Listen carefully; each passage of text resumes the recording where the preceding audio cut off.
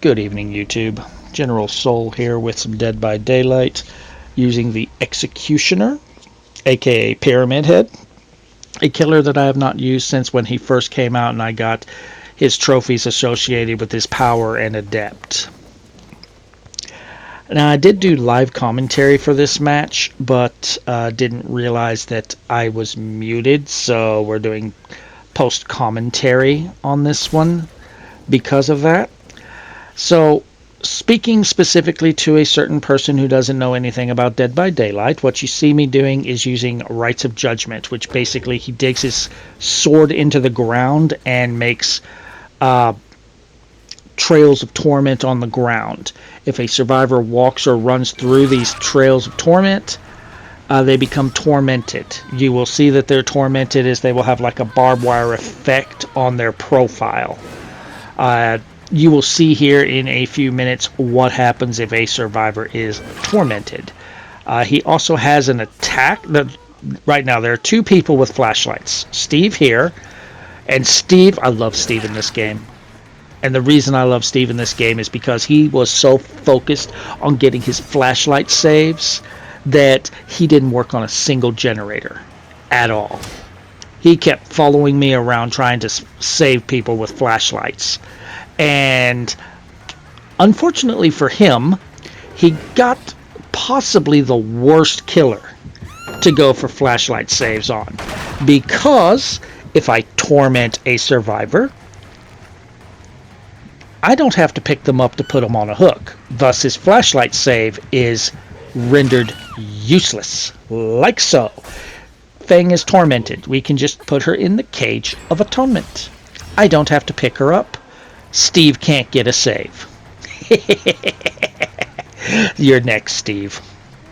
So he spent this entire time just chasing me around, trying to get his little flashlight blinds.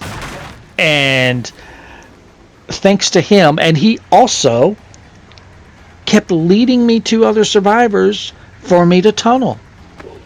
As you guys know, I generally don't try to tunnel anyone. But if you do certain things, I will tunnel the fuck out of people, such as some of the things Steve will do here. In this match, he will lead me to survivors. He will unhook people in my face, and that screams to me, okay, you want me to kill this person? I'll do that. I will tunnel them to death for you. So, this Steve killed his team. Now, you cannot put the trails of torment right next to generators or hooks. You have to be a little bit of a distance away from them, or else they will not appear. So, I can't just like circle around the hook or put trails of torments all around the generators. Hi, Jill. How are you? All right. They had kind of, after I had gotten, last time I played Pyramid Head, they kind of tweaked his power a little bit. So there is a little bit of delay of putting the sword in the ground and then shooting his attack out. Now, I haven't even talked about my build that we got in Chaos Shuffle. But there we go, hitting her with the attack power. So let's put her in a cage. Top perk is Enduring. Enduring, basically if I get stunned, I recover from it quicker than normal. The one on the right is called Scourge Hook Gift of Pain. If I hook a survivor on any of the white hooks, then any other survivors that are injured gain a status element of some sort. I'm not sure what it was. I've never used Gift of Pain, so I don't really know what it does. Bottom one is Game of Foot. If I kick a generator or break a wall or a pallet in a chase, while chasing the obsession, I gain haste. I'm faster. And the last one, I don't remember which one this is. I don't know if this is crowd control or if it's the other hex perk, but it's a hex perk where when I'm chasing survivors, if they jump through a window, the entity blocks the window.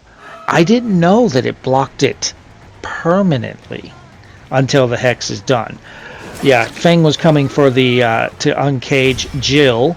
Unfortunately, I heard her and saw her aura. And I don't know. I'm guessing Fang might have something like Object of Obsession or something, because I don't have anything that really reads auras. And Fang just tormented herself and goes for a stun with the pallet, so we just use our power and downer, and we'll just cage her again so that there's no chance for a flashlight save. Poor Fang. My favorite survivor to use, but 99% of the time the people that play her are absolute idiots. Alright, so this generator's been touched. So this week there was a series of challenges that was released on Dead by Daylight that's focused on Silent Hill. They call it Silent Hill Movie. I don't know if a Silent Hill movie shadow dropped or something. None of my friends or I have heard of anything. But we have a series of challenges that revolve around doing things with Cheryl Mason, the survivor from Silent Hill, and the Executioner. Right here is what I'm talking about. Steve just ran me to Fangman after she just got uncaged, so he basically said, kill this bitch. And I said, okay. Alright, she kept running, so I couldn't hit her with my power. You see, Steve's just kind of hanging around waiting for a flashlight save. So Fang can't really... She's trapped. I don't really realize yet that this hex perk blocks the window, so she is trapped. She can't get out. So now she's on her second stage, tormented. Pyramid Head was the first killer to get 2 Moris. You just saw what was called Final Judgment.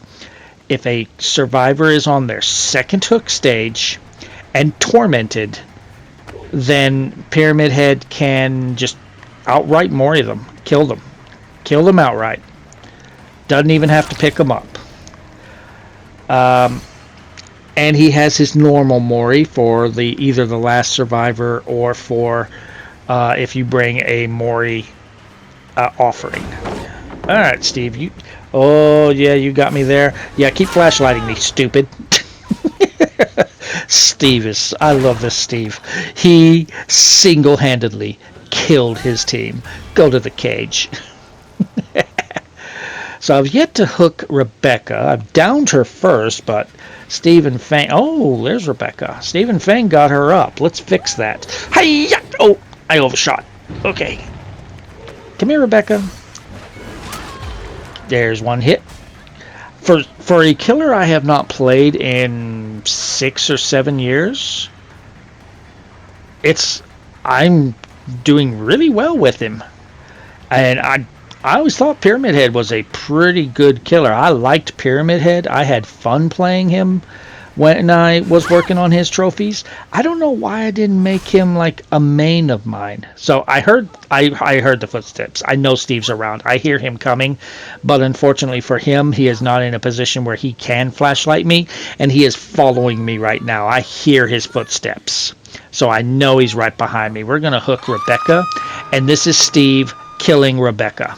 So I'm looking for him, and he just unhooked her right in my face. So I'm like, okay, you want me to kill Rebecca so bad? I'll kill Rebecca for you, Steve. It's like, this is where I say, I try to play by the Survivor rulebook when I can, but if you break any of my rules, then fuck your rules. And one of my rules is you do not unhook a survivor in my face. That is one rule that I definitely have. You do that, you are telling me to tunnel the fuck out of that person. This is your fault, Steve.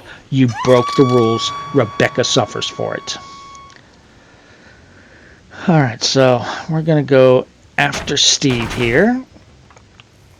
I really should be putting more rights of judgment down, but since I'm running out of like pallets and loops to really put these down on, and I could have put some there, but I'm following Steve's scratch marks, which I realize now he's going back to the hook and unhooking in my face again, so you die, Rebecca. This is Steve's fault. So if Rebecca gets mad that I tunneled her out, blame Steve. He kept saving you. He kept unhooking you in my face. He told me to kill you. And you ran away so long you don't have endurance, Rebecca, so fuck you, die. Steve is still behind me. And this is how bad Steve is. He can't even get the flashlight blind. He can't even get a pallet save. Steve single-handedly killed this team. It's all Steve's fault. Let him know you did this, Steve. Alright, so I'm not really catching where Steve is going. I'm just following the scratch marks. Then I heard him vault, so I'm like, okay, I was right. He was circling around. And while I was chasing Rebecca, Jill finally found my totem, so I no longer have windows blocked. Boo. I like that totem. It's powerful. Alright, so break that. I hear Steve going around. There he is. He's in here. Hi. Come here, Steve. Come here, Steve. I really wish Steve had been tormented so that I could, oh, you fucked up. Well, I wish I could have put him on the cage, but I'm like, yep, this is all your fault. You gave me the win, Steve. You didn't do a single generator. You followed me around all day trying to get your little flashlight saves, and you caused your team to lose. Now, when this match started, there were 3 hidden offerings, so I'm assuming one of them is to put Hatch at basement. So let's wait over here and see if it's going to spawn around here. If it did, yep. We had not basement, shack hatch. Alright, so the doors are kind of close, but not really. Now remember what I said earlier about I can't really put the Rites of Torment close to objectives like hooks and generators. Same for doors. I have to be a certain distance away from the doors for it to actually appear. As you'll see here, as soon as I got close to the door, it didn't really make anything. I got too close.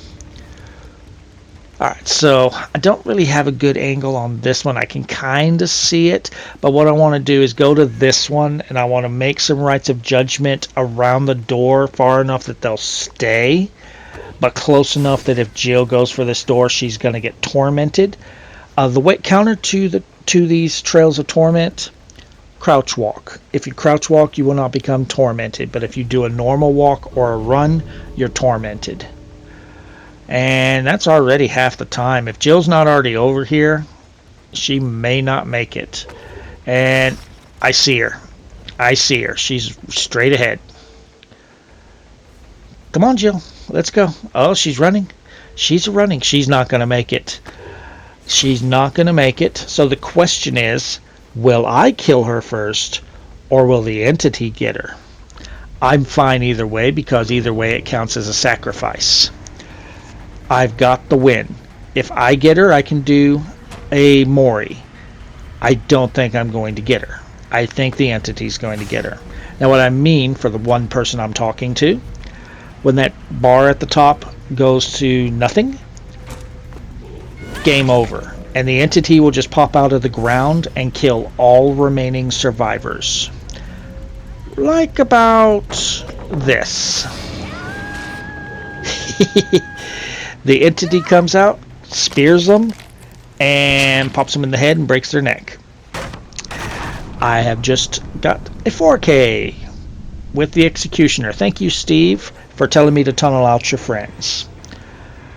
Anyway, if you enjoyed this video, drop a like, feel free to subscribe for more, and I will see you guys in the next video.